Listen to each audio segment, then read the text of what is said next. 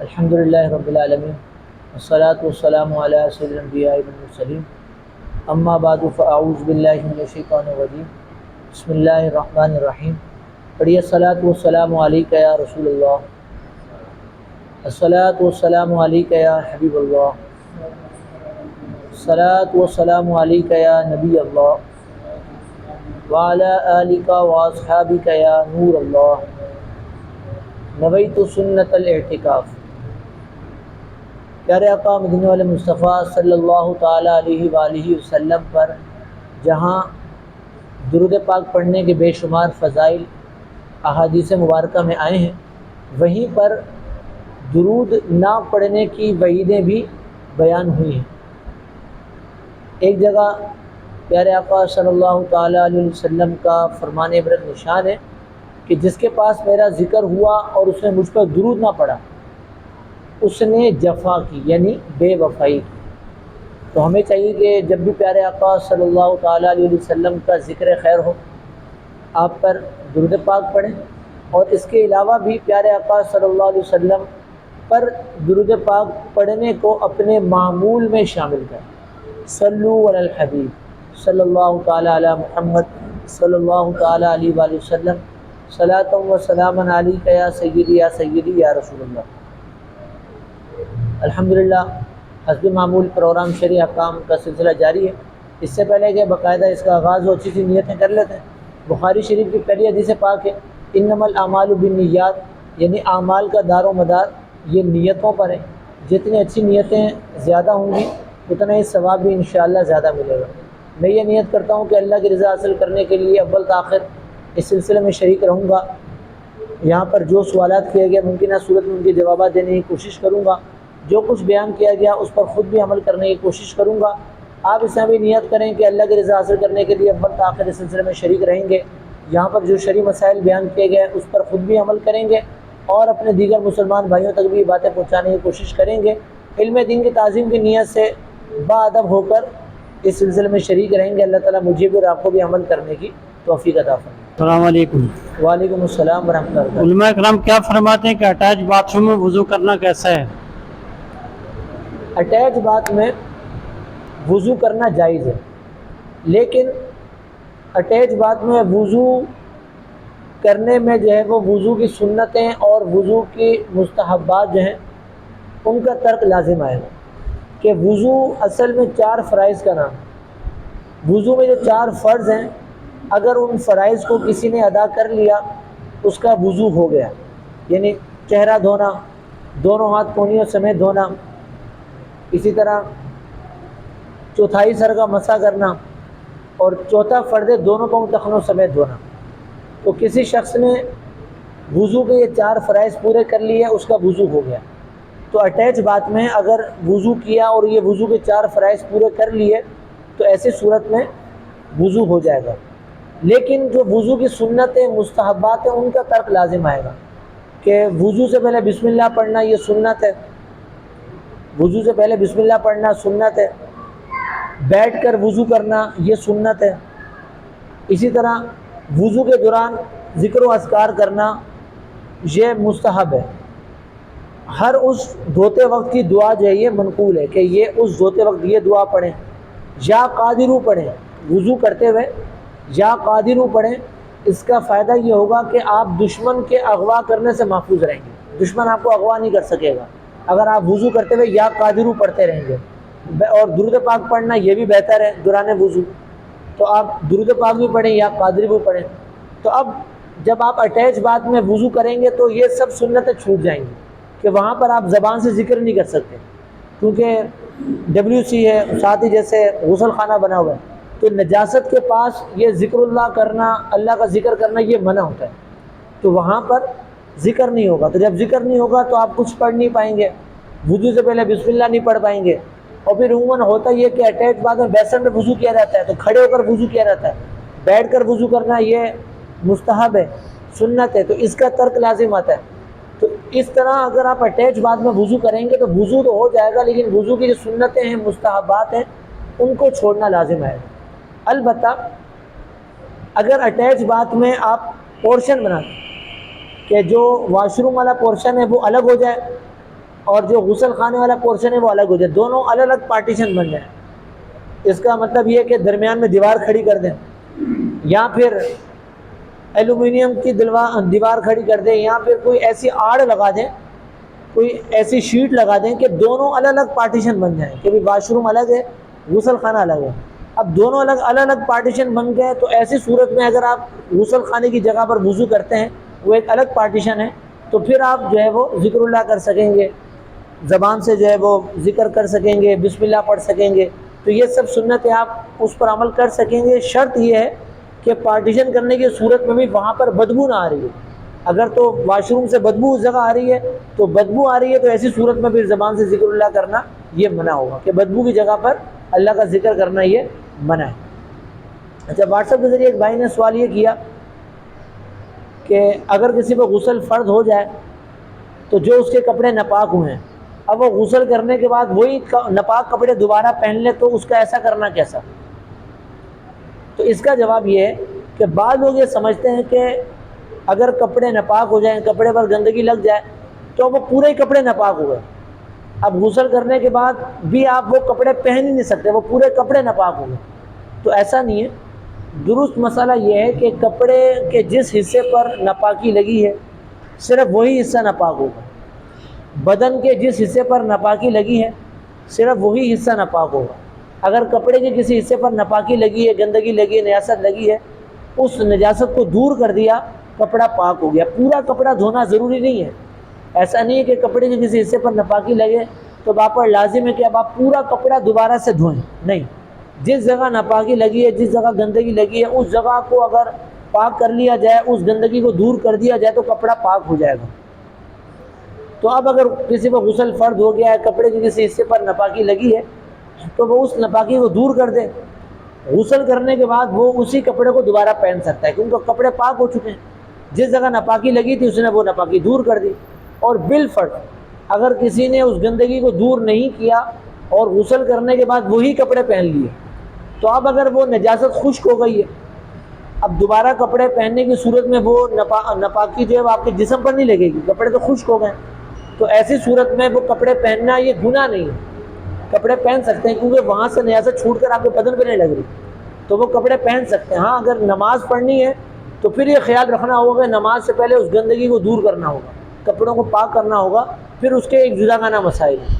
لیکن اگر کپڑوں پر لگی نجاست جو ہے وہ تر ہے، اس صورت میں اگر آپ کپڑے پہنتے ہیں تو وہ نجاست چھوٹ کر آپ کے بدن پر لگ جائے گی، تو ایسی صورت میں اس کپڑے کو پاک کیے بغیر آپ نہیں پہن سکتے، کیونکہ آپ پہنیں گے تو اس صورت میں وہ گندگی جو ہے وہ چھوٹ کر آپ کے بدن پر لگے گی، اور بدن جو پاک تھا وہ بھی ناپاک ہو جائے گا جس حصے پر ناپاکی لگے گی، اور بلا وجہ شرعی کسی پاک چیز کو ناپاک کرنا یہ بھی گناہ ہے، اس سے بچنا ضروری ہے۔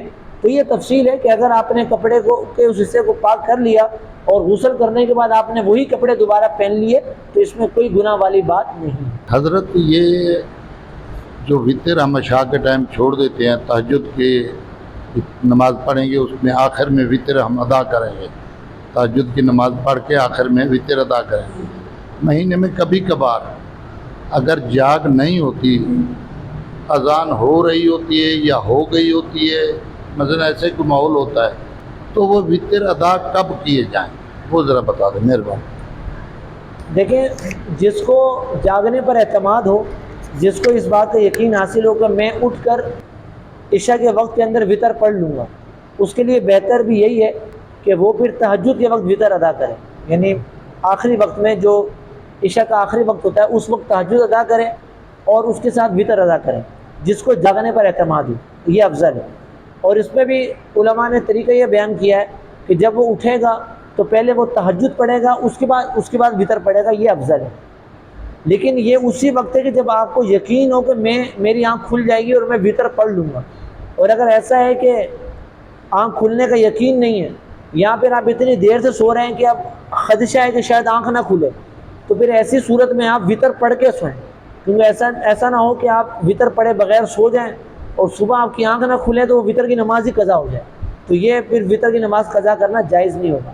آپ کا اگلا سوال کہ مہینے میں کبھی کبھار ایسا ہو جاتا ہے کہ جب آنکھ کھلتی ہے اس کو اذان ہو رہی ہوتی ہے تو اب وطر کب پڑھے جائیں، تو دیکھیں اس کا تعلق وقت کے ساتھ ہے۔ اگر عشاء کا وقت باقی ہے تو وطر آپ پڑھ سکتے ہیں۔ اگر عشاء کا وقت ختم ہو چکا، فجر کا وقت شروع ہو چکا، تو اب آپ کی وہ وطر کی نماز قضا ہو گئی۔ تو اب اگر واقعی اذان ہو رہی ہے اور فجر کی اذان ہو رہی ہے اور عشاء کا وقت ختم ہو چکا ہے، آپ کی آنکھ دیر سے کھلی ہے، تو وہ آپ کی وطر کی نماز قضا ہو گئی۔ اب آپ نے اس کو ادا تو کرنا ہے، لیکن آپ قضا پڑھیں گے کہ اب وہ عشاء کا وقت ختم ہو چکا، وطر کی نماز آپ کی قضا ہوگی۔ لیکن اس میں یہ خیال رہے کہ اسی وقت آپ وطر تہجد کے ساتھ پڑھیں جب آپ کو 100% یقین ہو کہ میں صبح اٹھ کر وطر پڑھ لوں۔ السلام علیکم۔ وعلیکم السلام۔ عبد الرحمن کو رحمان کہہ کے پکار سکتے ہیں؟ دیکھیں، کسی کا نام عبد الرحمن ہو تو اس کو رحمان کہہ کر پکارنا یہ جائز نہیں ہے، گناہ کا کام۔ عبد الرحمن کو خالی رحمان کہہ کر پکارنا یہ ناجائز و گناہ ہے، کیونکہ اللہ تعالیٰ کے بعض نام ایسے ہیں کہ جو اللہ عز و جل کے ساتھ ہی خاص ہیں، جو اللہ عز و جل کے ساتھ ہی خاص ہیں۔ ان ناموں کو اللہ عز و جل کے علاوہ کسی اور پر ان الفاظ کا استعمال کرنا یہ جائز نہیں۔ جیسے لفظ اللہ، یہ اللہ تعالیٰ کا ذاتی نام ہے، تو یہ اللہ تعالیٰ کے علاوہ کسی اور پر یہ نام نہیں بولا جا سکتا۔ اسی طرح اللہ تعالیٰ کے بعض صفاتی نام ایسے ہیں کہ جو اللہ تعالیٰ کے ساتھ خاص ہیں، اللہ کے علاوہ کسی انسان کے لیے ان الفاظ کا استعمال نہیں کیا جا سکتا۔ چند نام میں ذکر کر دیتا ہوں، جیسے رحمان، کہ اللہ کے علاوہ کسی اور کو رحمان نہیں کہہ سکتے، بلکہ اس کے ساتھ عبد لگانا ضروری ہوگا، عبد الرحمن، یعنی رحمان کا بندہ۔ تو اگر اللہ کے علاوہ کسی اور کا نام رحمان رکھا جائے تو عبد الرحمن رکھیں گے، رحمان نہیں۔ اسی طرح قدوس، یہ اللہ تعالیٰ کے ساتھ خاص ہے، تو کسی انسان کا نام قدوس نہیں رکھ سکتے، عبد القدوس۔ قیوم، یہ بھی اللہ تعالیٰ کے ساتھ خاص ہے، عبد القیوم۔ رزاق، عبد الرزاق، صرف رزاق نہیں بولیں گے۔ اسی طرح خالق، یہ بھی غیر خدا کا نام نہیں رکھ سکتے بلکہ عبد الخالق۔ تو یہ چند اللہ تعالیٰ کے صفاتی نام ہیں کہ جو اللہ کے علاوہ کسی اور پر بولنا جائز نہیں۔ تو جس کا نام عبد الرحمن ہے تو اس کو عبد الرحمن کہہ کر ہی پکاریں، اس کو صرف رحمان کہہ کر پکارنا یہ جائز نہیں۔ السلام علیکم۔ وعلیکم السلام ورحمۃ اللہ وبرکاتہ۔ کیا چھپکلی کو مارنا جائز ہے؟ جی ہاں، چھپکلی کو مارنا جائز ہے، نہ صرف جائز ہے بلکہ اس میں ثواب کا حصول بھی ہے۔ مسلم شریف کی حدیث پاک ہے کہ پیارے آقا حضرت سعد رضی اللہ تعالیٰ عنہ اس حدیث کو روایت کرتے ہیں کہ ہمیں پیارے آقا صلی اللہ تعالیٰ علیہ وآلہ وسلم نے چھپکلی کو مارنے کا حکم دیا کہ چھپکلی کو مارو۔ اور مسلم شریف کی ایک دوسری حدیث پاک ہے، پیارے آقا صلی اللہ علیہ وسلم نے ارشاد فرمایا کہ چھپکلی کو جو ایک وار میں مارے، چھپکلی کو ایک وار میں مارنے پر 100 نیکیاں ملتی ہیں، اور اگر 2 بار میں مارا جائے تو اس سے کم نیکیاں، 3 بار میں مارا جائے تو اس سے کم نیکی۔ اور مسلم شریف کی ایک حدیث پاک ہے، اس میں چھپکلی کو فویسق یعنی چھوٹا فاسق یہ قرار دیا گیا۔ تو چھپکلی کو مارنا جائز ہے، اور اگر آپ ایک ہی بار میں ماریں گے تو انشاءاللہ 100 نیکیاں حاصل ہوں گی۔ اچھا، اس میں بعض لوگوں میں غلط فہمی پائی جاتی ہے کہ وہ یہ کہہ بھی رہے ہوتے ہیں کہ چھپکلی کو مارنے کے بعد جو ہے وہ غسل فرض ہو جاتا ہے۔ تو ایسا نہیں، اگر کسی نے چھپکلی کو مار دیا تو چھپکلی کو مارنے کے بعد غسل فرض نہیں ہوتا۔ اس طرح غلط فہمی یہ پائی جاتی ہے کہ اگر میت کو غسل دیا جائے تو جو غسل دینے والا ہے اب اس پر غسل فرض ہو گیا، وہ غسل کرے، ایسا نہیں۔ میت کو غسل دینے کے بعد بھی غسل کرنا فرض نہیں، اب مستحب ہے کہ بندہ غسل کر لے لیکن لازم نہیں۔ بعض صورتیں ایسی ہیں کہ جس میں غسل کرنا یہ بندے پر فرض ہو جاتا ہے۔ انہی صورتوں میں سے ایک صورت یہ بھی ہے کہ احتلام ہو جائے، یعنی سوتے میں بندے پر غسل فرض ہو جائے، تو اس صورت میں بندہ غسل کرے گا۔ عورت کو جو ہر مہینے مخصوص ایام آتے ہیں تو جب وہ ان سے پاک ہوگی تو غسل کرے گی۔ تو بعض صورتیں وہ ہوتی ہیں کہ جس میں غسل کرنا یہ فرض ہو جاتا ہے، اور بعض موقع ایسے ہیں کہ جس میں غسل کرنا سنت ہے، جیسے جمعے کے دن غسل کرنا سنت ہے، عید کے دن غسل کرنا سنت ہے، احرام پہننے سے پہلے غسل کرنا سنت ہے، اور بعض موقع وہ ہیں کہ جن میں غسل کرنا یہ مستحب ہے، یعنی ثواب کا کام ہے۔ جیسے حاجی جب وقوف عرفہ میں جاتے ہیں، وقوف عرفہ کے دن وقوف عرفہ سے پہلے غسل کرنا یہ مستحب ہے، مینا میں داخل ہونے سے پہلے غسل کرنا یہ مستحب ہے، میت کو نہلانے کے بعد غسل کرنا مستحب ہے، کوئی گناہ سرزد ہو جائے اس کے بعد غسل کرنا یہ مستحب ہے۔ تو یہ بعض مواقع ہیں جن کا علماء کرام نے بیان کیا کہ ان موقعوں پر غسل کرنا یہ مستحب ہے، لیکن چھپکلی کو مارنے کے بعد غسل کرنا یہ لازم ہو، فرض ہو، ایسا کچھ نہیں۔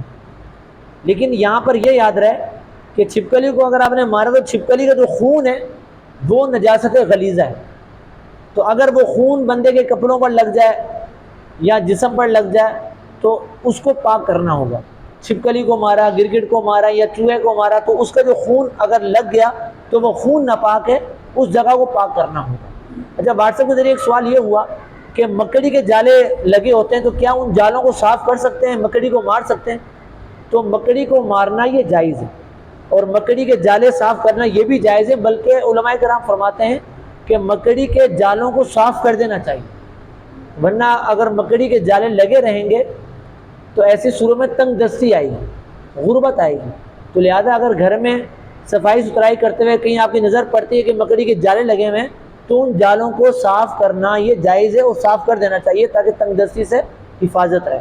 بعض لوگوں میں اس حوالے سے یہ بات مشہور ہے کہ چونکہ غار ثور میں جب ہمارے پیارے آقا صلی اللہ تعالیٰ علیہ وسلم نے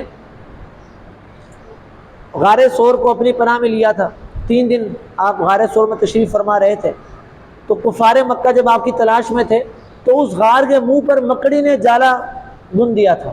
تو جب کفار مکہ آئے تو جب انہوں نے دیکھا کہ یہاں مکڑی کا جالا ہے تو وہ اسی طرف گئے کہ جب مکڑی نے جالا لگایا ہوا تو اگر کوئی انسان اندر جاتا تو جالا قائم تو نہیں رہتا، تو جس سے وہ واپس چلے گئے یہاں تو اندر کوئی نہیں ہوگا، تو اس طرح مکڑی نے وہ جالا اس غار کے منہ پر بنا۔ تو اب یہ عوام میں بات مشہور ہے کہ مکڑی نے چونکہ غار ثور میں جالا بنا تو اس کو مارنا گناہ ہے، تو ایسا نہیں ہے، مکڑی کو مارنا گناہ نہیں ہے، بلکہ جالے لگے ہوں تو ان کو صاف کر دینا چاہیے ورنہ تنگ دستی آئے۔ خصی جانور کی قربانی کرنا کیسا ہے؟ خصی جانور کی قربانی کرنا جائز ہے، نہ صرف جائز بلکہ افضل ہے۔ ابو داؤد، ابن ماجہ، مسند امام احمد اور دیگر احادیث مبارکہ میں ہے کہ پیارے آقا صلی اللہ تعالیٰ علیہ وسلم نے عید قربان کے موقع پر 2 مینڈے ذبح فرمائے، 2 مینڈے قربان کیے کہ جو مینڈے جو ہے وہ چت کبرے تھے اور خصی تھے۔ اس حدیث پاک کو حدیث جابر بن عبداللہ رضی اللہ تعالیٰ عنہ نے روایت کی۔ ایک دوسری حدیث پاک میں ہے کہ پیارے آقا صلی اللہ علیہ وسلم جب قربانی کا ارادہ فرماتے، قربانی کے لیے جانور خریدنے کا ارادہ فرماتے تو آپ 2 مینڈے جو کہ موٹے ہوتے ہیں، خصی ہوتے ہیں، ان کو آپ خرید فرماتے۔ تو خصی جانور کو قربان کرنا یہ حدیث سے بھی ثابت ہے اور اس کی قربانی کرنا بھی جائز ہے، بلکہ اس کا گوشت عمدہ ہوتا ہے، تو لہذا جانور کا خصی ہونا یہ عیب نہیں ہے کہ جس کی وجہ سے قربانی مانے ہو، یہ عیب نہیں ہے، بلکہ خصی جانور کا جو گوشت ہوتا ہے یہ بھی عمدہ ہوتا ہے۔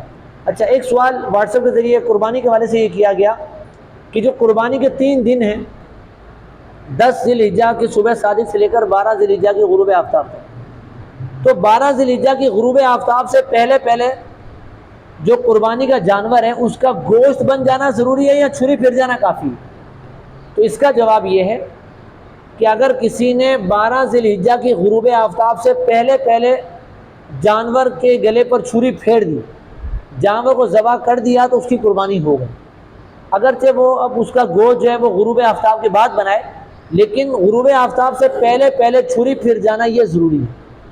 قربانی کا جو وقت ہے یہ 10 ذی الحجہ کی صبح صادق سے لے کر 10 ذی الحجہ کی صبح صادق سے لے کر 12 ذی الحجہ کی غروب آفتاب تک، یہ عید کے 3 دن ہیں، یہ قربانی کے 3 دن ہیں۔ ان 3 دنوں میں جس کے اندر قربانی واجب ہونے کی شرائط پائی جائیں اس نے قربانی کرنی، اور ان 3 دنوں میں ہی قربانی ہو سکتی ہے۔ اب چونکہ گاؤں دیہات میں عید کی نماز واجب نہیں، کیونکہ عید کی نماز انہی پر واجب ہے کہ جن پر جمعہ فرض ہوتا ہے، جمعہ جن پر فرض ہوتا ہے عید کی نماز بھی انہی پر واجب ہے۔ تو جو گاؤں دیہاتوں میں ہوتے ہیں ان میں چونکہ ان پر جمعہ فرض نہیں ہوتا تو لہذا ان پر عید کی نماز بھی واجب نہیں ہے، کیونکہ جمعہ قائم ہونے کی شرائط میں سے ایک بنیادی شرط یہ بھی ہے کہ شہر میں جمعہ قائم ہو، شہر ہونا یہ ضروری ہے، شہر ہو یا پھر فنائے شہر ہو، گاؤں دیہات میں جمعہ قائم نہیں ہو سکتا۔ البتہ ایسا گاؤں کہ جس کی اتنی آبادی ہو کہ جن پر جمعہ فرض ہوتا ہو، یعنی جو مسلمان مرد ہیں جن پر جمعہ فرض ہوتا ہو، وہ سارے افراد اگر اس گاؤں کی مسجد میں جمع ہو جائیں، وہ مسجد ان افراد کے لیے چھوٹی پڑ جائے، تو ایسے گاؤں میں اگر کسی نے جمعہ قائم کر لیا تو وہ جمعہ درست ہے۔ لیکن اگر مطلب اتنی آبادی بھی نہیں ہے، اس سے چھوٹا گاؤں ہے کہ وہاں اتنی آبادی نہیں ہے کہ اگر وہ سارے افراد مل کر جن پر جمعہ فرض ہوتا ہو اس مسجد میں جمع ہو جائیں تو وہ مسجد ان کے لیے چھوٹی پڑ جائے، ایسا نہ ہو تو پھر ایسے گاؤں میں جمعہ قائم کرنا ہی جائز ہے۔ اگر جمعہ قائم کر لیا تب بھی وہ جمعہ نہیں ہوگا، ان پر ظہر کی نماز پڑھنا ہی فرض ہوگا۔ تو چونکہ گاؤں دیہات میں جمعہ فرض نہیں تو لہذا ان پر عید کی نماز بھی واجب نہیں۔ تو جیسے ہی 10 ذوالحجہ کی صبح صادق ہوئی، 10 ذوالحجہ کو فجر کا وقت شروع ہوا تو قربانی کا وقت شروع ہو گیا۔ تو کسی نے گاؤں میں ذوالحجہ کو صبح صادق شروع ہوتے ہی جانور کے گلے میں چھری پھیر دی تو اس کی قربانی ہو گئی۔ ہاں شہر میں چونکہ عید کی نماز یہ واجب ہے تو شہر میں قربانی درست ہونے کے لیے ضروری ہے کہ کسی ایک جگہ عید کی نماز ہو جائے۔ اگر شہر میں کسی بھی جگہ عید کی نماز نہیں ہوئی، عید کی نماز ہونے سے پہلے ہی کسی نے جانور قربان کر دیا تو وہ اس کی قربانی نہیں ہوئی۔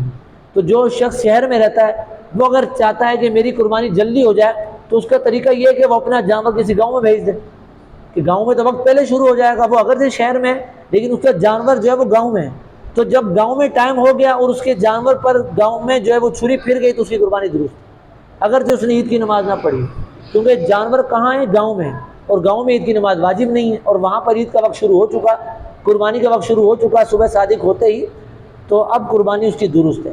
تو اگر کسی نے 10 ذوالحجہ کی صبح صادق ہونے سے 1 سیکنڈ پہلے جانور قربان کر دیا، جانور کے چہرے گلے پر چھری پھیر دی اور بقیہ سارا گوشت اس نے بعد میں بنایا، تب بھی اس کی قربانی نہیں ہوگی، کیونکہ جب اس کے گلے پہ چھری پھری اس وقت شروع ہی نہیں ہوا۔ اور اس کے برعکس اگر 12 ذوالحجہ کو غروب آفتاب ہونے سے کچھ منٹ پہلے کسی نے جانور کے گلے پر چھری پھیر دی، جانور ذبح کر دیا، اب اگرچہ وہ گوشت جو ہے وہ بعد میں بناتا ہے لیکن جانور چونکہ وقت کے اندر قربان ہو چکا تو اس کی قربانی درست ہے۔ جو ذبح ہے یہ کسے کہتے ہیں اس کو سمجھ لیں۔ 4 رگیں ہوتی ہیں جن کا کٹنا یہ جانور حلال ہونے کے لیے ضروری ہے۔ ایک رگ جو ہے اس کو کہتے ہیں مری، یعنی جو غذا کی نالی ہے جس سے غذا آتی ہے، اور دوسری جو رگ ہے اس کو کہتے ہیں حلقوم، کہ جو سانس کی نالی ہے جس سے جانور سانس لیتا ہے، اور اس کے ارد گرد 2 نالیاں اور ہوتی ہیں، تو یہ 4 رگیں ہوتی ہیں۔ تو ان 4 رگوں کا یا 4 رگوں میں سے 3 رگوں کا کٹ جانا کافی ہے۔ اگر چھری پھیری اور یہ 4 رگیں یا 3 رگیں کٹ گئیں تو جانور حلال ہو گیا، ٹھیک۔ تو یہ وقت کے اندر، مخصوص وقت کے اندر مخصوص جانور کا قربان کرنا یہ قربانی ہے۔ تو 10 ذوالحجہ کی صبح صادق سے لے کر 12 ذوالحجہ کی غروب آفتاب تک اس دوران جو جانور قربانی کے ہیں شرائط ان میں پائی جاتی ہوں، اس کو کسی نے قربان کر دیا تو اس کی قربانی ادا ہو جائے گی۔ جس طرح دن میں قربانی ہو سکتی ہے اس طرح راتوں بھی قربانی ہو سکتی ہے، یعنی 11 ذوالحجہ کی رات کو کوئی قربانی کرنا چاہے، 12 ذوالحجہ کی رات کو قربانی کرنا چاہے تو قربانی جائز ہے۔ البتہ اگر روشنی کا انتظام نہیں ہے تو ایسی صورت میں رات میں قربانی کرنا مکروہ ہے، کہ فقہائے کرام نے رات کو قربانی کرنے کو مکروہ لکھا۔ وجہ یہ بیان ہوئی کہ چونکہ رات کو اندھیرا ہوتا ہے تو جس میں جو ہے وہ خدشہ ہے کہ غلطی ہو جائے، جانور درست قربان نہ ہو سکے یا کوئی اور معاملہ پیش آ جائے، تو اسی لیے کہا گیا کہ رات کو قربانی نہ کی جائے، مکروہ ہے۔ لیکن اگر روشنی کا انتظام ہو، جیسے آج کل روشنی کا انتظام تو کافی ہوتا ہے، رات میں بھی ایسا نظام ہوتا ہے جیسے دن کا نظام، اتنی روشنی ہوتی ہے، تو اگر ایسا کوئی معاملہ نہیں ہے تو رات کو بھی قربانی کرنا جائز ہے، اس میں کوئی کراہت نہیں۔ ایک بندہ ایسا ہے کہ اس کے جو نا جیسے 2022 کے اندر اس کے اوپر قربانی واجب تھی، کسی وجہ سے وہ قربانی نہیں کر سکا، تو جیسے کہ ایسا ہوا کہ جو نا قربانی کے لیے جو نا حصہ نہیں ملا سکا کہیں پہ، جو نا جیسے گاؤں وغیرہ میں ہوتا ہے تو اس میں جو نا حصے جب پورے ہو جاتے ہیں تو اس کے بعد جو نا نیا جانور بھی جو نا اس کی سخت نہیں ہے، وہ تو خالی حصہ ہی ڈال سکتا ہے۔ تو ایسا بندہ جو نا وہ اگر ابھی قربانی کے دن آ رہے جس کے اندر وہ قربانی کرے تو کیا اس کی قربانی ہو جائے گی؟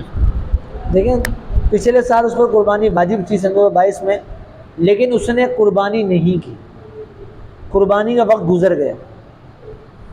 اب اگر قربانی اس پر واجب تھی تو اپنا واجب ادا نہ کرنے کی وجہ سے وہ شخص گناہ گار ہوا، اس گناہ سے توبہ کرے۔ اب رہی یہ بات کہ وہ اس سال قربانی کرے گا، وہ جو پچھلے سال کی قربانی تھی کیا کرے گا؟ تو اب جب قربانی کا وقت گزر گیا تو اب قربانی نہیں کی جا سکتی۔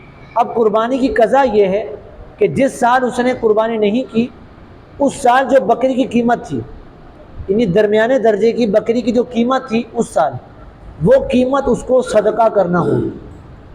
جیسے سن 2022 میں بکری جو تھی، درمیانے درجے کی بکری کتنے کی تھی؟ جتنے کی بکری تھی اتنی قیمت وہ کسی شریف فقیر مستحق زکوٰۃ کو دے دے، اس کو وہ مالک بنا دے، جس کو زکوٰۃ لگتی ہو اس کو وہ رقم دے دے، اس کی وہ قربانی کی قضا ہو جائے گی۔ ورنہ اگر اس نے اس سال حصہ ڈالا یا اس سال اس نے جانور لے کر قربان کر دیا، تب بھی وہ جو قربانی اس کی رہ گئی وہ ادا نہیں ہوگی۔ قربانی کی قضا شریعت نے یہی بیان کی ہے کہ قربانی کی قضا یہ ہے کہ اس سال جس سال اس نے قربانی نہیں کی، درمیانی درجے کی جو بکری کی قیمت بنتی ہے اتنی قیمت وہ صدقہ کرے۔ اور اگر کسی نے جانور خرید لیا تھا، جانور خرید لیا تھا لیکن قربانی نہیں کی، اب اس کو کسائی نہیں ملا، قصاب نہیں ملا، یا کوئی اور وجہ ہوئی کہ اس نے جانور خرید لیا لیکن قربانی نہیں کی اور وقت گزر گیا، تو اب اس کی قضا کس طرح کریں؟ تو اب اس کی قضا یہ ہے کہ جو جانور وہ خرید چکا تھا اس جانور کو زندہ صدقہ کرے۔ اب قربانی کا وقت گزر گیا تو اب اس کو قربان نہیں کر سکتا۔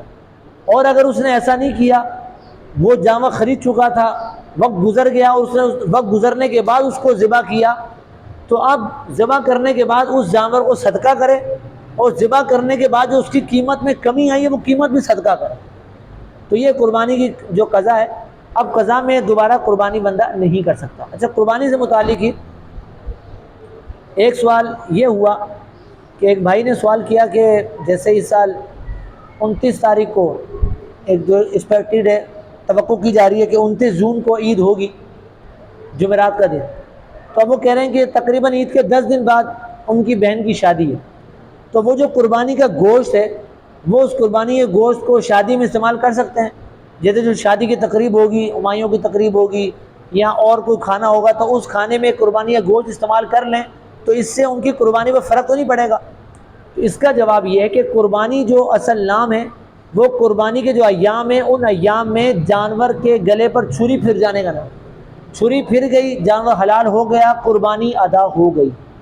اب رہی بات گوشت کی کہ گوشت کا کیا کریں، تو فقہاء کرام فرماتے ہیں کہ گوشت کے 3 حصے کرنا یہ مستحب ہے، بہتر ہے، مستحب ہے کہ بندہ گوشت کے 3 حصے کرے۔ ایک حصہ گھر والوں کے لیے، ایک حصہ اپنے عزیز و اقربا کے لیے، رشتہ داروں کے لیے، اور ایک حصہ غریب فقیروں کے لیے۔ تو یہ 3 حصے کرے، یہ مستحب ہے۔ اور اگر کسی نے ایسا نہیں کیا اور سارا گوشت اگر اس نے خود گھر میں استعمال کر لیا یا پھر سارا ہی گوشت اس نے بانٹ دیا، جو بھی صورت اس نے اختیار کی ہے جائز ہے، اس سے قربانی پر فرق نہیں پڑے گا۔ لہذا اگر قربانی کے گوشت کو اپنے گھر میں ہونے والی کسی تقریب میں استعمال کرتے ہیں، شادی کی تقریب میں قربانی کا گوشت استعمال کرتے ہیں تو یہ بھی جائز ہے، اس سے قربانی پہ کوئی فرق نہیں پڑے گا۔ بعض لوگ یہ سوال کر رہے ہوتے ہیں کہ محرم کی نیاز میں قربانی کا گوشت استعمال کر سکتے ہیں؟ بالکل کر سکتے ہیں، نیاز میں، محرم کی نیاز ہو یا ربیع الاول کی نیاز ہو، قربانی کا گوشت اس نیاز میں بھی استعمال کیا جا سکتا ہے، اس میں کوئی گناہ والی بات نہیں۔ السلام علیکم ورحمۃ اللہ وعلیکم وبرکاتہ۔ السلام ورحمۃ اللہ وبرکاتہ۔ مفتی صاحب سے یہ پوچھنا تھا کہ صاحب ترتیب کسے کہتے ہیں؟ کیا امام کا صاحب ترتیب ہونا ضروری ہے؟ صاحب ترتیب کسے کہتے ہیں؟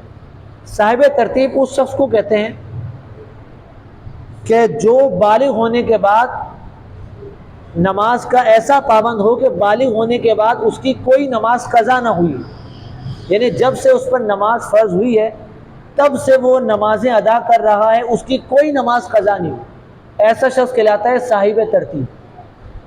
اور اگر اس کی نماز قضا ہوئی لیکن وہ 6 سے کم نمازیں قضا ہیں، یعنی 1 نماز قضا ہو گئی، 2 نماز قضا ہو گئی، 3 نمازیں قضا ہو گئی، 6 سے کم نمازیں قضا ہیں، 4 نمازیں قضا ہو گئیں، 5 نمازیں قضا ہو گئیں، تو 5 نمازیں بھی قضا ہیں تو وہ صاحب ترتیب ہے۔ اور اگر 6 نمازیں قضا ہو گئیں یا پھر 6 سے زیادہ نمازیں قضا ہو گئیں تو اب وہ صاحب ترتیب نہیں ہے۔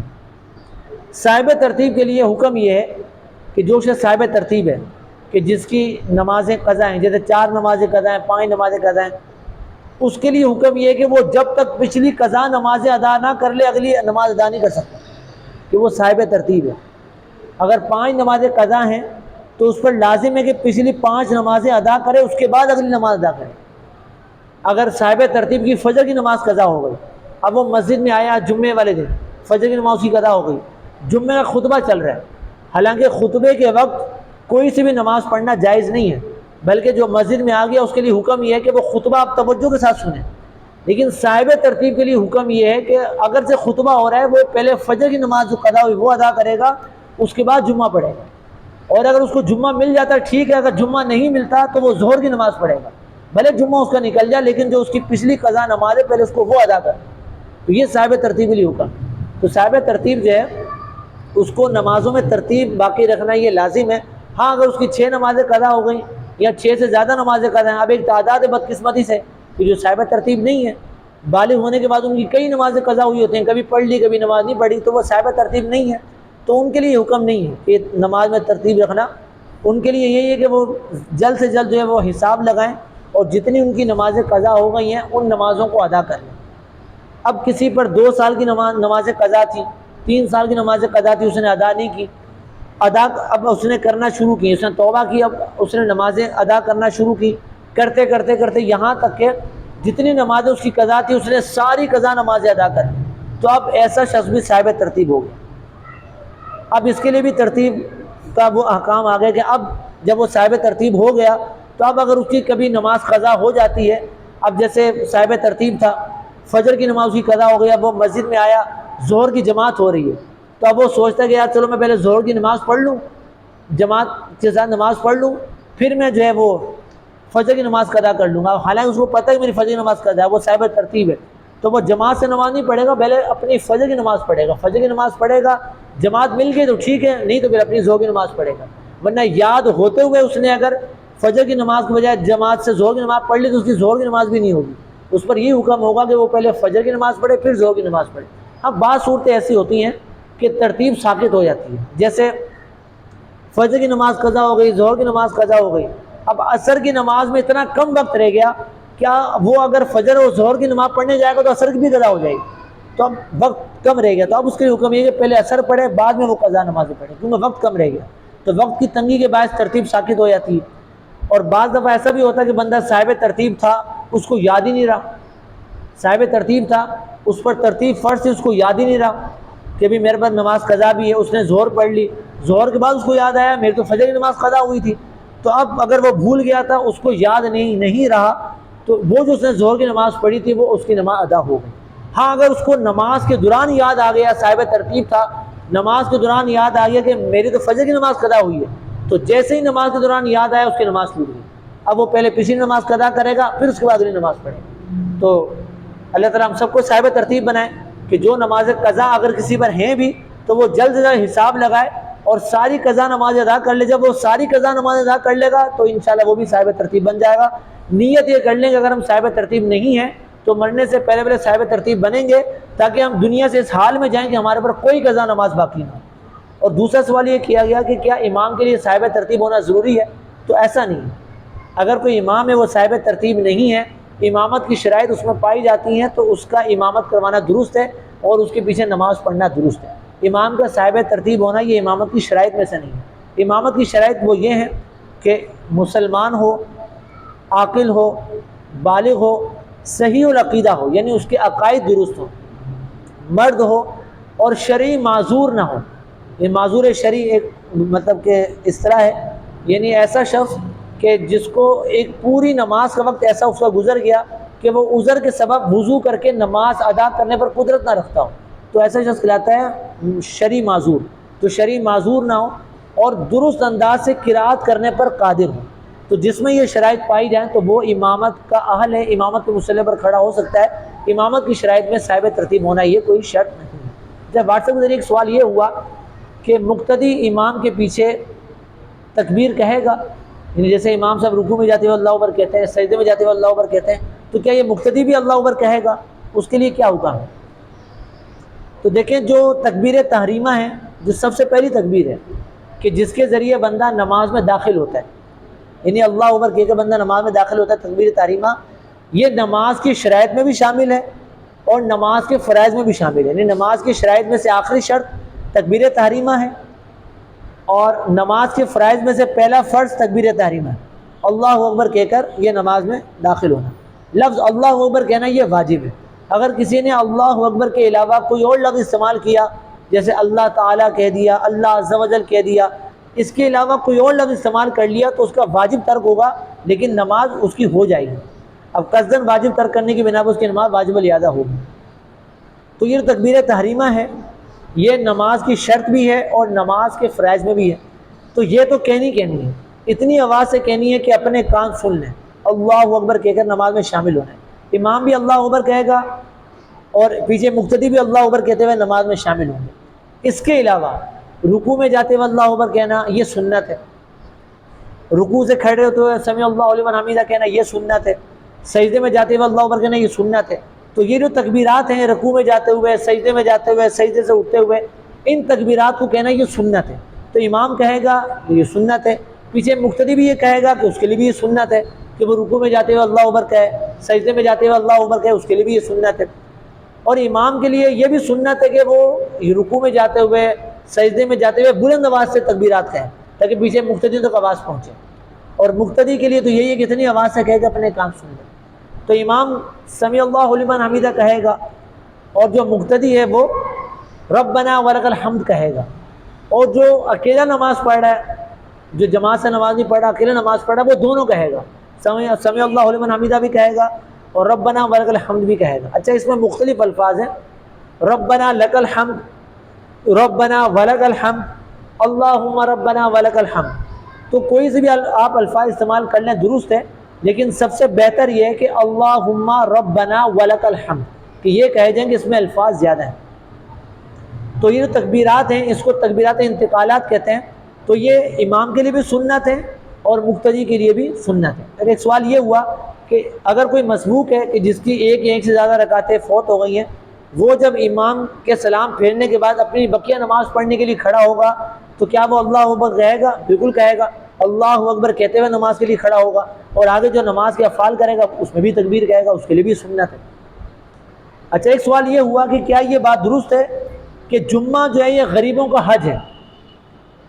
تو اس کا جواب یہ ہے کہ حدیث پاک میں آیا، کنز العمال شریف کی حدیث پاک ہے، الجمعۃ حج الفقراء، الجمعۃ حج المساکین، کہ جمعہ جو ہے یہ فقراء کا، مساکین کا حج ہے۔ تو اس کی تشریح میں علماء کرام فرماتے ہیں کہ جس طرح حاجی کو خصوصیات حاصل ہوتی ہیں، اسی طرح جمعہ ادا کرنے والے کو بھی خصوصیات حاصل ہوتی ہیں۔ اس بنا پر جو فقراء ہیں، مساکین ہیں، ان کے جمعے کو حاجیوں کے ساتھ تشبیہ دی گئی۔ اور مزید علماء کرام اس حدیث کے ساتھ فرماتے ہیں کہ جمعہ جو ہے وہ کئی وجوہات میں حج سے تشبیہ رکھتا ہے۔ جیسے جمعے کی ادائیگی یہ اذان کے بعد ہوتی ہے، یعنی پہلے جمعے کی اذان دی جاتی ہے، ندا دی جاتی ہے، پکارا جاتا ہے، اس کے بعد جمعے کی ادائیگی ہوتی ہے۔ اور حج جو ہے اس کی ادائیگی بھی ندا کے بعد ہے کہ حضرت ابراہیم علیہ السلام نے ندا کی، پکارا لوگوں کو کہ حج کے لیے بلایا، اس کے بعد جمعہ فرض ہوا۔ تو یوں ایک یہ جمعہ سے تشبیہ ہے حج کی۔ مزید فرماتے ہیں علماء کرام کہ جس طرح حج کے لیے حاجی جو ہے وہ وقوف عرفہ میں غسل کرتا ہے، اس کے لیے مستحب ہے کہ وہ غسل کرے، حج کا رکن اعظم وقوف عرفہ ہے۔ اسی طرح جمعے کے دن جمعہ پڑھنے والے کے لیے بھی غسل کرنا یہ مسنون ہے، سنت ہے۔ تو یہ بھی ایک تشبیہ ہے۔ جمعے کی اذان ہوتے ہی جو خرید و فروخت ہے یہ ناجائز ہو جاتا ہے کہ جمعے کی اذان کے بعد خرید و فروخت نہیں کر سکتے۔ اسی طرح جو حج کا احرام باندھ لے تو حج کا احرام باندھنے کے بعد شکار کرنا یہ منع ہو جاتا ہے کہ حالت احرام میں کچھ پابندیاں ہوتی ہیں، انہی میں سے یہ بھی ہے کہ جو محرم ہے حالت احرام میں وہ شکار نہیں کرے گا۔ تو جس طرح یہاں پر پابندی آئی، خرید و فروخت ناجائز ہو گئی، اسی طرح وہاں پر بھی پابندی ہے۔ پھر جب جمعہ ادا کر لیا جائے تو جمعہ ادا کرنے کے بعد خرید و فروخت کرنا جائز ہے۔ ارشاد ہوا فَإِذَا قُضِيَتِ الصَّلَاةُ فَانتَشِرُوا فِي الْأَرْضِ وَابْتَغُوا مِنْ فَضْلِ اللَّهِ، کہ جب جمعے کی نماز ادا کر لی جائے، جمعے کی نماز کو پڑھ لیا جائے تو زمین میں پھیل جاؤ، زمین میں پھیل جاؤ اور اللہ کا فضل تلاش کرو، یعنی رزق کی تلاش میں نکل جاؤ۔ تو جس طرح جمعے کی ادائیگی کے بعد تجارت جائز ہو جاتی ہے، اسی طرح جب حالت احرام سے بندہ باہر آ جاتا ہے تو وہ جو شکار کرنا اس کے لیے منع تھا تو وہ شکار کرنا اس کے لیے جائز ہو جاتا ہے، جو پابندیاں تھیں وہ ختم ہو جاتی ہیں۔ تو یوں جمعہ جو ہے وہ کئی وجوہات سے حج سے تشبیہ رکھتا ہے، اسی لیے حدیث پاک میں فرمایا الجمعۃ حج الفقراء، کہ جمعہ جو ہے یہ فقیروں کا، فقراء کا یہ حج ہے، جمعہ جو ہے وہ مساکین کا حج ہے۔ جمعے کی بڑی عظمت ہے، اللہ تعالی ہمیں اس کی عظمت کو جانچنے کی اور اس کی اہمیت کو اپنے دل میں بٹھانے کی توفیق عطا فرمائے۔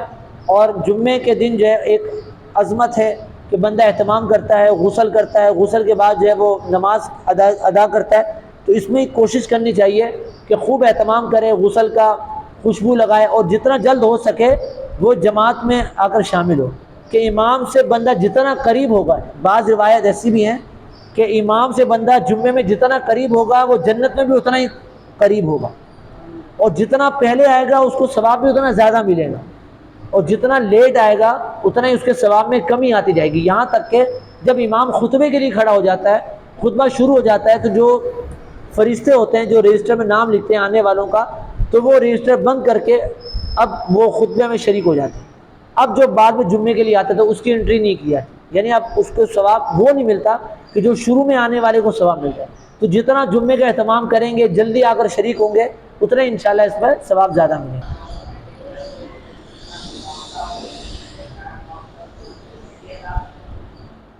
لیکن قضا جو ہے وہ صرف فرضوں کی ہوتی ہے اور واجب کی ہوتی ہے۔ قضا فرض نماز کی ہوتی ہے اور واجب کی ہوتی ہے۔ وطر چونکہ واجب ہے تو وطر کی بھی قضا کی جائے گی، لیکن اس کے علاوہ جو سنتیں ہیں، اب وہ سنت موقدہ ہوں یا سنت غیر موقدہ ہوں، نفل ہوں، ان کی قضا نہیں، ٹھیک ہے۔ اچھا، واٹس ایپ کے ذریعے ایک سوال یہ ہوا کہ دیکھنے میں آتا ہے کہ جب رخصتی ہوتی ہے لڑکی کی تو اس کے سر پر قرآن رکھا جاتا ہے، قرآن کے سائے میں اس کو رخصت کیا جاتا ہے، تو کیا یہ قرآن کے سائے میں اس کو رخصت کرنا یہ واجب ہے، یہ اس کی شرعی حیثیت کیا ہے؟ تو اس کا جواب یہ ہے کہ قرآن کے سائے میں رخصتی کرنا یہ جائز ہے۔ ایک بہتر ہے کہ مسلمان جو ہے وہ قرآن سے برکت حاصل کرنے کے لیے جب بچے کو رخصت کرتے ہیں تو اس کو قرآن کے سائے میں رخصت کرتے ہیں، کہ گویا کہ اس کے سر پر قرآن کا سایہ کرتے ہیں کہ اس کے سائے میں ہم رخصت کر رہے ہیں، تو قرآن سے ایک برکت حاصل کر رہے ہوتے ہیں۔ تو قرآن سے برکت حاصل کرتے ہوئے قرآن کے سائے میں بچی کو رخصت کرنا یہ شرعاً جائز ہے، لیکن یہ واجب اور لازم نہیں ہے۔ لیکن یہاں پر ایک سوچنے کا مقام ہے کہ ایسا نہ ہو کہ جب رخصتی ہو رہی ہو اس وقت تو قرآن کے سائے میں اس کو رخصت کیا جا رہا ہو، لیکن اسی شادی میں ڈھول ڈھمکے بھی ہو رہے ہیں، مجرا بھی ہو رہا ہے، ناچ گانا بھی ہو رہا ہے، مطلب گانے بھی چل رہے ہیں، تو ایسا نہ ہو کہ ایک طرف تو قرآن سے برکت لی جا رہی ہے اور دوسری طرف قرآن کی تعلیمات کہیں مخالف سے چلا جا رہا ہے۔ جو قرآنی تعلیمات اس کو پسے پوچھ ڈال کر شادی میں وہ انداز اختیار کیا گیا کہ جو بالکل ہی قرآن و حدیث کے مخالف ہے، تو ایسا نہیں ہونا چاہیے، اس طرف بھی توجہ رکھنا ضروری ہے۔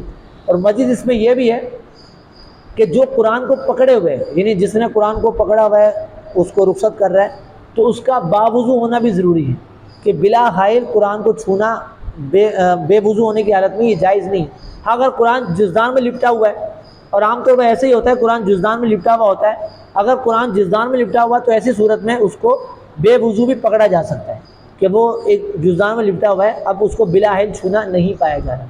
اچھا، ایک سوال واٹس ایپ کے ذریعے یہ ہوا کہ ایک عورت کا کہنا ہے کہ وہ صفائی کر رہی تھی، صفائی کرتے کرتے دیوار کی صفائی کر رہی تھی کہ چکر آ گئی، ان کو چکر آ گیا اور وہ نیچے زمین پر آ گئی۔ جب زمین پر آئیں تو جو سامان وغیرہ تھا اس کے ساتھ ہی وہ زمین پر آ گئی، تو اس میں قرآن پاک بھی تھا، تو قرآن پاک بھی زمین پر تشریف لے آیا، تو ایسی صورت میں کیا حکم ہے، اس کے لیے کیا کفارہ ہے؟ اور یہ سوال عام طور پر کیا جاتا ہے کہ قرآن پاک بسا اوقات زمین سے مطلب کہ ہاتھوں سے چھوٹ جاتا ہے، زمین میں تشریف لے آتا ہے، تو بعض لوگ یہ سوال کر رہے ہوتے ہیں کہ اس کا کیا کفارہ ہے، کیا صدقہ ہے، کیا توبہ ہے اس کی۔ تو دیکھیں، کسی مسلمان سے یہ تصور نہیں ہے کہ وہ جان بوجھ کر قرآن کو زمین پر پھینکے معاذاللہ۔ اگر کوئی جان بوجھ کر قرآن پاک کو زمین پر پٹک دے، زمین پر گرا دے، وہ تو مسلمان نہیں رہے گا، اور کسی مسلمان سے یہ تصور بھی نہیں ہے۔ البتہ بے خیالی میں اگر ایسا ہو جائے کہ قرآن پاک ہاتھ سے چھوٹ جائے اور زمین پر تشریف لے آئے، تو فوراً پیچر اس کو اٹھا کر چوم کر بعد اب اس کو اونچی جگہ پر رکھ دیا جائے، لیکن اس کا کوئی کفارہ نہیں ہے۔ بعض لوگ کہہ رہے ہوتے ہیں کہ بھئی اتنا آٹا صدقہ کر دو، اتنی چیز خیرات کر دو، تو ایسا شریعت نے کچھ بیان نہیں کیا، اس کا کوئی کفارہ نہیں ہے، اور اس میں توبہ بھی نہیں کہ توبہ گناہ سے ہوتی ہے، یہاں پر تو بے خیالی سے اس کے ہاتھ سے گر گیا، اس نے جان بوجھ سے تو کیا نہیں۔ البتہ اگر کوئی شخص دلی اطمینان کے لیے، اپنے دل کی تسکین کے لیے، دل کو مطمئن کرنے کے لیے کوئی صدقہ خیرات کر دیتا ہے تو اس میں حرج بھی نہیں ہے کہ صدقہ خیرات تو بندے کو کرتے رہنا چاہیے۔ اگر کوئی صدقہ خیرات کر دیتا ہے تو یہ نفل صدقہ ہے، اس کو ثواب ملے گا، اس کا دل مطمئن ہو جائے گا، لیکن ایسا کرنا لازم نہیں۔ اچھا آخری سوال لے لیتے ہیں۔ ایک سوال واٹس ایپ کے ذریعے یہ ہوا کہ جو مٹن کا گوشت ہے وہ بغیر ہڈی کے کھایا جا سکتا ہے؟ کہ سنا یہ ہے کہ بغیر ہڈی کے گوشت کھانا یہ مکروہ ہے، تو ایسا کچھ نہیں ہے، بغیر ہڈی کے بھی گوشت کھایا جا سکتا ہے، وہ مٹن کا ہو، مرغی کا ہو، یا بڑے کا گوشت ہو، بڑے جانور کا، حلال جانور کا گوشت بغیر ہڈی کے بھی کھایا جا سکتا ہے اور ہڈی کے ساتھ بھی کھایا جا سکتا ہے۔ بعض لوگ یہ بھی سوال کر رہے ہوتے ہیں کہ کیا جانور کی ہڈی بھی کھائی جا سکتی ہے؟ تو بعض ہڈیاں ہوتی ہیں کہ جو کھائی جاتی ہیں، تو ہڈی کو بھی کھایا جا سکتا ہے۔ جو حلال جانور ہے اس کو شرعی طریقے سے ذبح کر دیا گیا، تو اب اس کا گوشت یہ حلال ہے، اس کی ہڈی کھانا یہ بھی جائز ہے۔ تو اگر کوئی ہڈی کے ساتھ گوشت کھاتا ہے یا بغیر ہڈی کے گوشت کھاتا ہے، اس میں کسی قسم کی کوئی کراہت نہیں ہے۔ البتہ حلال جانور کے بھی بعض اجزاء ایسے ہیں کہ جن کا کھانا حرام ہے، اس کا علم ہونا بھی ضروری ہے۔ جیسے حرام مغز یہ نہیں کھا سکتے، اوجڑی کھانا یہ جائز نہیں ہے، کپورے کھانا یہ جائز نہیں ہے۔ بعض لوگ کپورے کھا رہے ہوتے ہیں، بلکہ اس کی تو باقاعدہ ڈش بھی مل رہی ہوتی ہے کٹا کٹ کے نام سے، تو بھلے وہ حلال جانور کے کپورے ہوں تو کپورے کھانا یہ جائز نہیں ہے۔ اسی طرح جو خون ہے، خون کا کھانا بھی جائز نہیں ہے، کہ بعض دفعہ جب گوشت پک جاتا ہے تو معمولی سی جو رگیں ہوتی ہیں اس میں جو خون ہوتا ہے وہ خون بھی ساتھ ہی پک جاتا ہے، اب وہ جب گوشت پک گیا تو وہ خون پکنے بعد کالا ہو جاتا ہے، تو جب آپ کھا رہے ہیں تو کھاتے ہوئے اگر اس طرح کوئی کالی سی وہ نالی سی آ جائے کہ جس میں ہو کہ یہ خون پکا ہوا ہے تو اس کو کھانا جائز نہیں، اس کو آپ ہٹا کر سائڈ پہ کر دیں۔ تو خون جو ہے جب جانور کو ذبح کیا جاتا ہے، ایک تو ذبح کے بعد خون نکلتا ہے جو بڑی سپیڈ میں آ رہا ہوتا ہے، وہ تو نجاست غلیظہ ناپاک ہوتا ہے، لیکن جب وہ جانور حلال ہو گیا، خون اس کا نکل گیا، اس کے بعد جو گوشت میں خون رہ جاتا ہے، جو گوشت میں خون رہ جاتا ہے وہ جو خون ہے وہ پاک ہے، یعنی اگر وہ کپڑے پر لگ جاتا ہے، بدن پر لگ جاتا ہے، وہ خون پاک ہے، کپڑوں پر بدن پر لگنے کی صورت میں کپڑے بدن ناپاک نہیں ہوں گے، لیکن اس کے باوجود اس خون کا کھانا جائز نہیں۔ تو بعض اجزاء ایسے ہیں حلال جانور کے جن کا کھانا جائز نہیں ہے۔ اس کی تفصیل پڑھنا چاہیں تو امیر سنہ کا رسالہ ہے ابلغ گھوڑے سوار، تو اس میں آپ نے اس کا ذکر کیا، تقریباً 22 اجزاء ایسے ہیں کہ جس کا کھانا یہ حرام اور مکروہ ہے، تو ان کی معلومات وہاں سے حاصل کر لی جائیں۔ اس کے علاوہ گوشت کا کھانا، ہڈی کا کھانا یا بغیر ہڈی کے گوشت کا کھانا یہ جائز ہے، اس میں کسی قسم کی کوئی کراہت نہیں۔ اللہ تعالیٰ سے دعا ہے کہ اللہ تعالیٰ ہمیں جو سنا اس کو عمل کرنے کی توفیق عطا فرمائے۔